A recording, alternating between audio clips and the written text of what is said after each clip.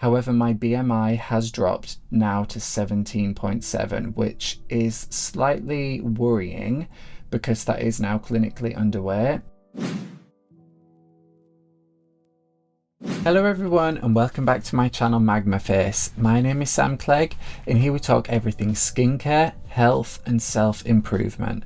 So in today's video I'm going to discuss my 30-day journey doing the ketogenic diet, the reasons why I started doing this diet and my results from the diet. So basically the ketogenic diet is a diet which heavily restricts your carbohydrate intake and primarily focuses on getting your calories from good quality fats and protein.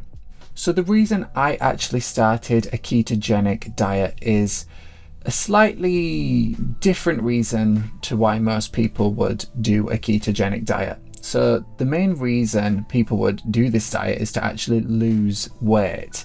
Because carbs have a lot of calories, they spike the blood sugars, they cause insulin issues. That can then lead to weight gain. And some people have had some absolutely amazing transformations on this diet.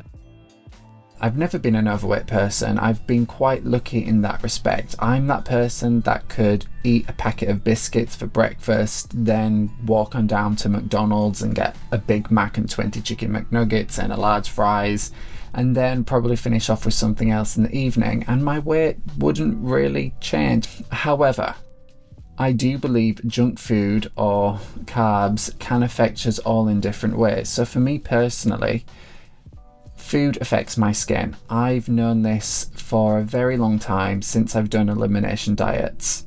In the past, I've noticed periods where I've restricted certain foods, my skin's improved, and then when I've added back in the food groups, then my skin's gotten worse. But I've never really homed in on carbohydrates before. There's been studies which suggest that having a high glycemic diet can lead to more acne. There's been research on this, and that's the main reason I wanted to do the ketogenic diet. I just wanted to see what would happen to my skin in 30 days if I took out the carbohydrates and replaced them with good quality fats and good quality proteins. So I will insert a picture here of how my face looked 30 days ago, which was the start of the year. And as you can see, my skin had quite a bit of inflammation going on, and I had this huge cyst which was left over from the Christmas indulgences, and in general my skin just wasn't looking too great. I wasn't confident in my skin.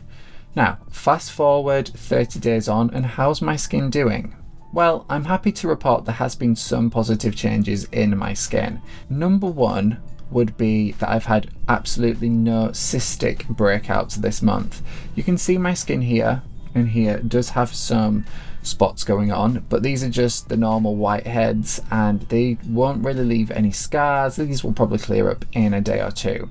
But I've not actually had a cystic acne breakout, which is quite impressive because usually I would get one or two of them a month. But as you can see, my skin isn't perfect and it isn't 100% fixed. And there were other things that I were doing to my skin other than the ketogenic diet, which kind of confuses things a little bit, because I was doing the red and blue light therapy mask, and I've also changed my skincare routine. Obviously those two variables will have had an impact on my skin. And actually the latter part, the skincare change, I've done quite recently as well, within them 30 days. And I think that's what's actually caused this slight little purge on the skin, because I think it's pushing out some of that oil that was built up because I'm using exfoliants. And I'm going to do a video separately about the products which I am trialing and what are working for me at the moment. But obviously this video is just about the diet. So I have seen positive changes in that respect because skincare doesn't often really address the cystic acne, in my case at least. There's nothing I could really do skincare wise to prevent cystic breakouts because they're so deep within the skin. And because it's so deep within the skin, it often feels to me like a really internal problem. The thing with acne and diet and skin is that there has been research, but not huge amounts of research into it, which has proved a causative link. Like there's been evidence to suggest that high glycemic foods and high carbohydrate diets can increase the occurrence of acne lesions, and there's also been studies suggesting milk and primarily skimmed milk products can actually increase acne as well. Now, I got rid of cow's dairy but kept sheep and goat's dairy in my diet for the previous 30 days. The reason for this is because dairy has a huge amount of calories, and I didn't really want to lose any weight. I wanted to maintain my weight. So going forward, I'm going to continue with a low carb diet, but I'm not going to restrict myself 100% on the carbs, because I did unfortunately still lose 7 pounds. Now, I think this possibly could be water weight more than fat, because you can see in my face it's still quite round. However, my BMI has dropped now to 17.7, which is slightly worrying because that is now clinically underweight. And previous to that, my BMI was around 18.5. I'm hoping it's mostly water weight and I'm not losing too much fat or muscle, because I have been eating a lot of fatty red meat and I've been eating a lot of dairy, like I said, goat's dairy, and I've been eating a lot of just calories in general, avocados, macadamia nuts, cashews. So moving forward, I'm going to stick to a ketogenic diet, but I'm also going to remove dairy completely in this next month, as well as eggs, because I was also eating quite a lot of eggs last month for the calories and the protein. So I'm going to have to replace those food groups in my diet with more avocado, macadamia nuts, and high calorie meats. A lot of people have recommended to me online after posting on Reddit about my situation to go full carnivore. And I've attempted that in the past for my skin, but I've only ever managed to last about 7 days, because I just feel it just doesn't work for me, unfortunately. Maybe it's a mental thing and I will try it if I don't see results in the next month. But I'm keeping my fingers crossed that hopefully I will get some more results by sticking to a dairy-free and an egg-free high-calorie ketogenic diet, and just focusing, like I said, on whole foods, no processed foods, and just having good quality salads and stews and steak and roasted Mediterranean vegetables in good quality fat. So that's my results doing the ketogenic diet for 30 days.